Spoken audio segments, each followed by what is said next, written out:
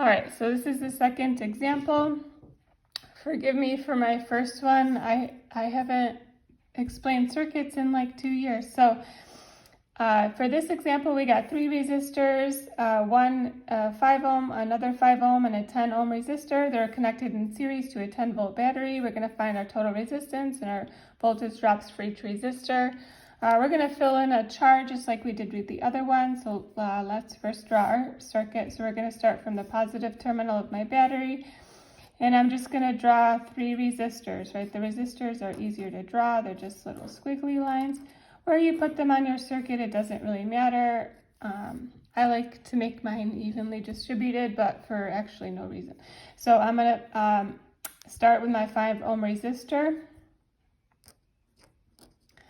and 10 ohms here. And then we got our 10 volt battery. So this is what a visual looks like from the description of my word problem. So I'm going to make my chart. And this one is going to look a little different because we were given different information in the word problem. So we were given our individual resistors. So,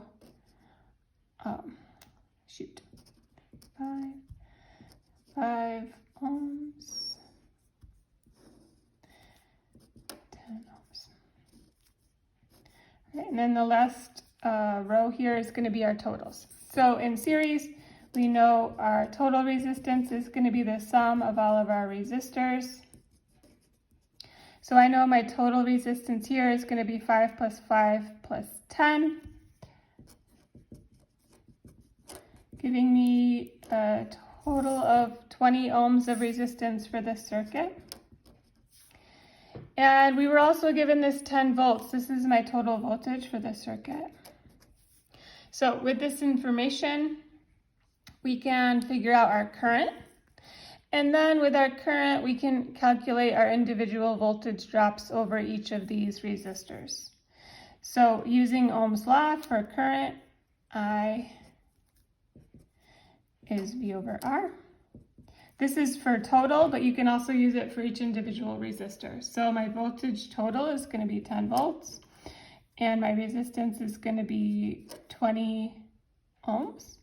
So my current is going to end up being 0.5 amps.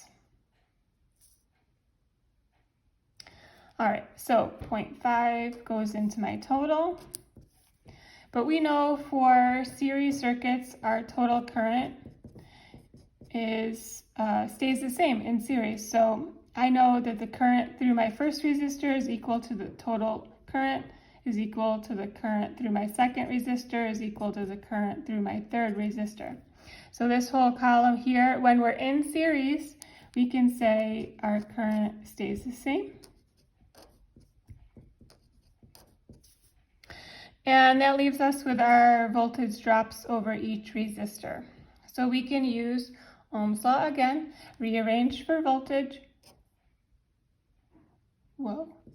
Is equal to our current times our resistance to figure out the voltage used by each of our resistors. So my current is going to be 0.5. We'll do them in order. So my 5 ohm resistor gives me 2.5 volts. So this first resistor uses 2.5 volts. My second resistor will also use the 2.5 volts because it has the same resistance. And then lastly, I have my 10 ohm resistor, so my current of 0.5 times 10 gives me 5 volts. And this jives with our last rule for in series. In series, our voltage total is going to be equal to the voltage drops of each used by each resistor. So voltage used by the first resistor plus the voltage used by the second resistor plus the voltage used by the third resistor. Or our potential difference, right? Our potential difference changes with each, going through each resistor. So in checking this, 2.5 plus 2.5 plus 5 will give me 10. So this jives with the expectations for our voltage. Okay. Okay. I think I put power on your worksheet, so I don't know why I hesitated here. But I'm going to add another column, and we can get our power. Our power equation, since we have all three variables, the easiest way to calculate power is I times V. You can do it for the total and for the individual resistors.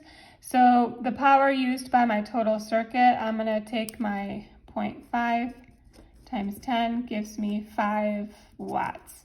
So this whole circuit is going to end up using 5 watts. And each individual resistor will use part of that 5 watts. So we can figure out by multiplying our current times our voltage, we can get our power for each of our resistors. So a half of 2.5 is 1.25 watts. Same thing here, 0.5 by 2.5 is 1.25 watts. And 0.5 times 5 is 2.5 watts. So when I add these up, I'm going to get my 5 watts.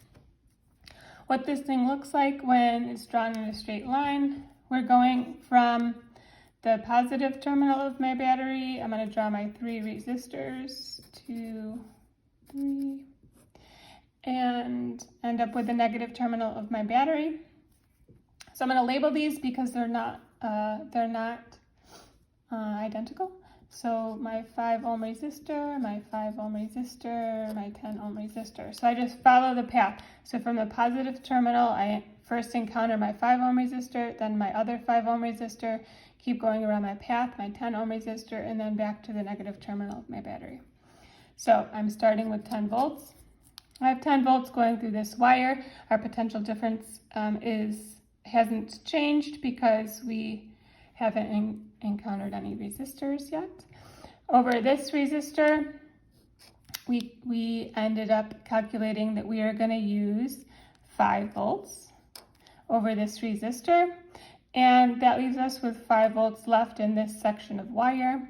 Oh no, 2.5, excuse me. That leaves us with 7.5 volts left. Over my 5 ohm resistor, I'm going to use another 2.5 volts. 7.5 minus 2.5 gives me 5 volts down this section of wire. And then my last 10 ohm resistor is going to use the 5 volts, leaving me with no volts left when I go back to the negative terminal of my battery.